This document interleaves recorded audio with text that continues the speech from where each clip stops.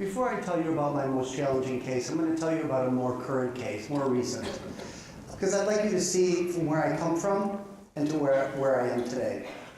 I'm going to call her Joyce. She came into my office to leave a 25-year sexless relationship with her husband and wanting to activate her sex life and her romantic life. And she picked me to help her do this. And I was honored to do it. And she would come in week after her divorce and get all kinds of stories coming back from different boyfriends. That was beautiful. Situations that she was in. One day she came in and she told me about shrimping. And I said, oh, did you like it? And she said, I did. I had to get used to the smell though, but yeah, I liked it. I said, oh, okay. And she said, I really liked the taste. It was very tasty. And I said, tasty? I've never heard anybody say that shrimping is tasty, ever. She said, well, it was, yum, licking her lips. She said, but getting used to the net was really hard. I said, Joyce, stop. What the hell are you talking about? Right? She looked at me and she said, what do you mean? I met a guy who has a boat in Maine. We went out there and we got a big net and we went shrimping. What the hell are you talking about to me? I thought you were talking about sucking toes. Because in the foot fetish world, shrimping is called sucking toes. It's called shrimping. Oh, that's hilarious. So that's me today. Like, what are you talking about sexually? But I'm so sexual. My lens is so sexual. I have a sexologist that I go there first. Wow. Many years ago, Greg came to see me with his wife, and I was a long-time sex addiction therapist. And she had found his porn, and she decided that from what she saw, and that she had not known about it, that he was a sex addict. And they went to many therapists who said, no, we don't think he is, until she found me, and I concurred, yes, he's a sex addict, and he needs treatment, and you're the victim, you've been injured, and he's my identified patient. Greg was different than other clients I treated in this situation. I've seen hundreds of guys like this, but he was more casual about it. He was like, maybe I am, and maybe I'm not. I'm open to this. I'll go there. But I would like to have an open mind to this. He was very dialogical. He was very not combative, like most of the guys I'd ever treated.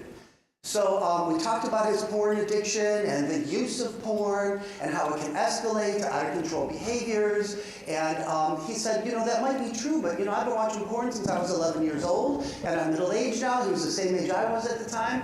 And he said, I've never left my marriage. I've never gone outside of my marriage. I've just watched porn. And his wife gave him an ultimatum. She said, listen, you're either a sex addict or you're a pervert. And I'm not staying married to a pervert. So you better be a sex addict. And that's the norm of what I used to see in my office. And so what choice did he have? So I began sex addiction treatment with him.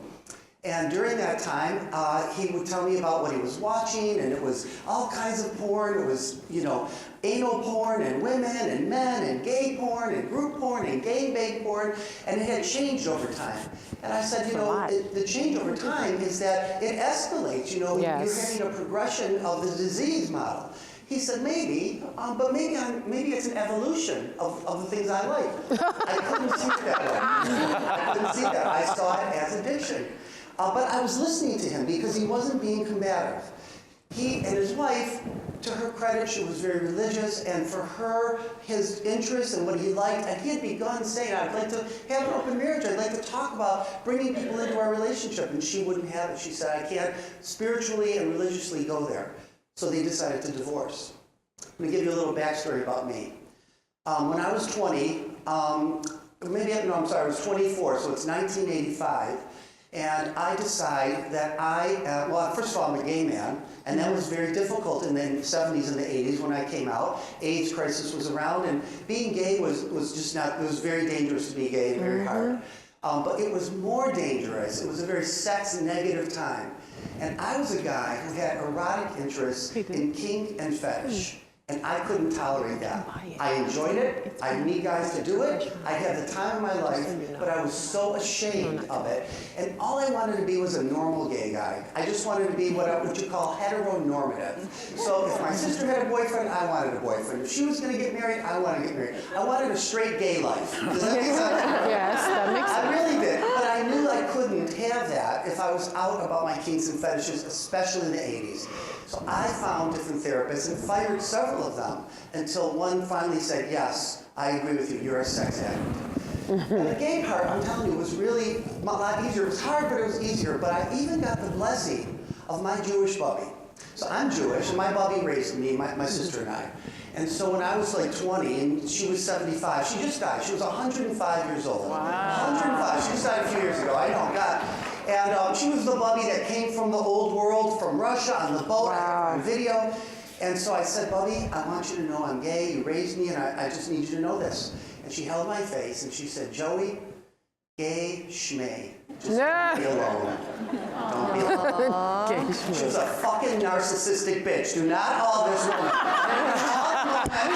not all this woman. She was a horrible, mean. She hated raising us. I could tell all of, but she's in my heart. That's right. May she rest in peace. My husband used to say, evil never dies.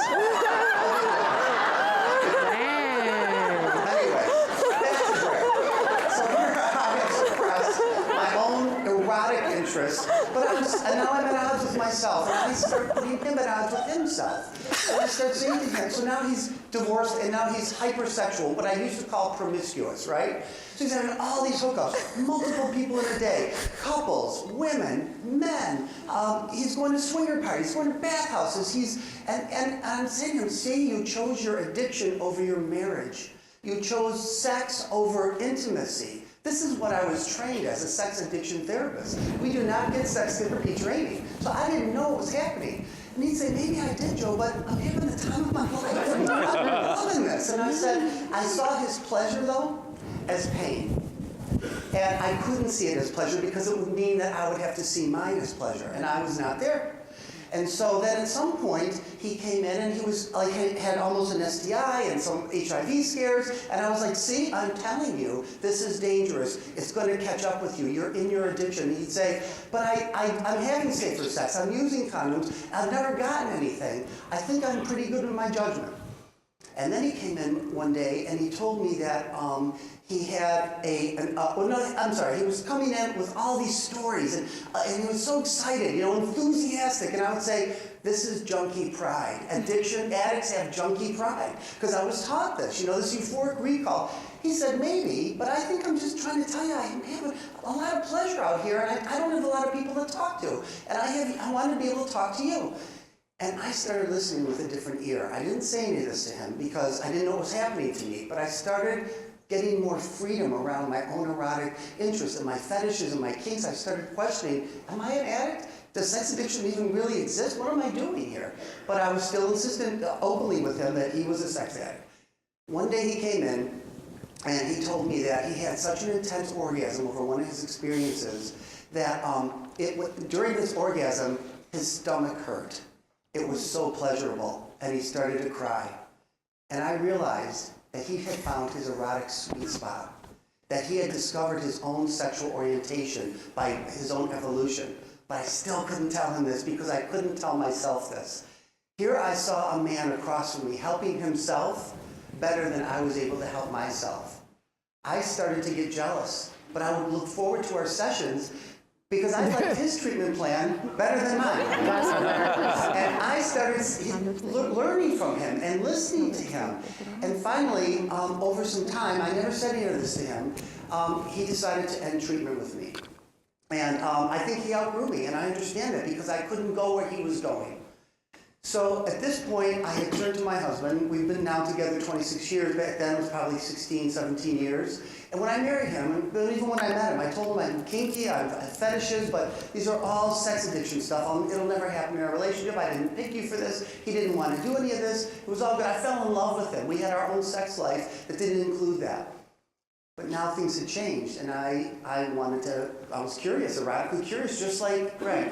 Greg divorced his wife, and I divorced the sex addiction community, and I rejected it. But I didn't want to reject my husband. I wasn't going to divorce him, and I told him this.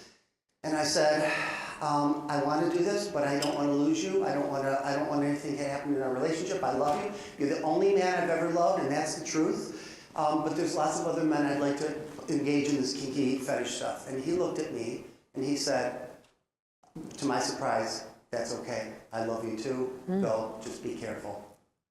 And I remember being so emotionally overwhelmed by this because I didn't get a lot of unconditional love. I didn't get hardly any unconditional love in my childhood. And to my credit, I have married somebody who's given me unconditional love. And so that began my journey of finding my erotic self, finding my kinky self, and finding my fetishes. Years later, I ran into Greg because Greg has now identified himself as bisexual, and he's in gay circles, LGBT circles. And he came up to me the first time and he said, "You know, Joe, I just want to tell you, I still think I might be a sex addict. I really, your words still like echo in my head." And I'm like, "Greg, I got to tell you, I'm really sorry, but I don't think you're a sex addict. I don't ever think you were. I don't ever think I was. I had identified myself as one as well, if you recall. I really think the sex addiction model is reparative therapy for sex. You're fine. I'm fine. I'm really sorry." And he looked at me with a really big grin on his face and he said, "So does that mean I get my money back?" And the last thing I just want to say is I've been up here talking about Joyce's erotic life and Greg's erotic life and mine. Have you been thinking about your erotic life? Have you been rethinking what you like erotically and what you give permission to yourself to be? Because I'm out here telling you, this is my coming out, second coming out. I'm a gay, kinky, fetish, 56-year-old Jew. Oh.